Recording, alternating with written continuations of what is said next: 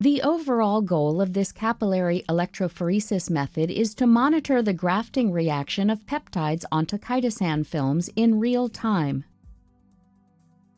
This method can help answer key questions in the analytical chemistry and polymer chemistry fields, such as how the reaction is proceeding and how efficient the grafting process is. The main advantage of this technique is that there is no sample preparation needed, and the reaction mixture can be analyzed in real time.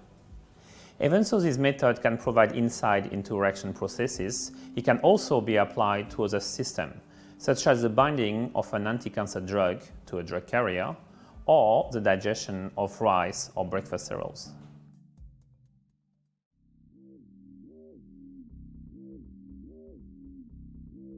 Weigh out 2 grams of glacial acetic acid and complete to 100 milliliters with ultra-pure water.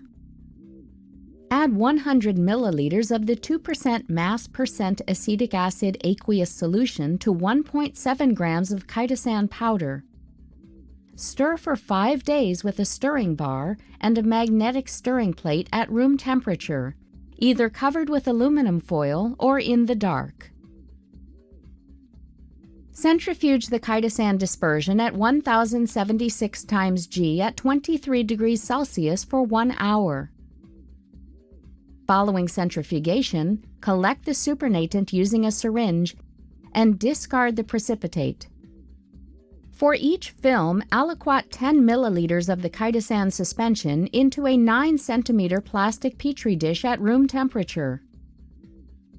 Leave the films covered to dry for at least 7 days. Using scissors, cut the dry films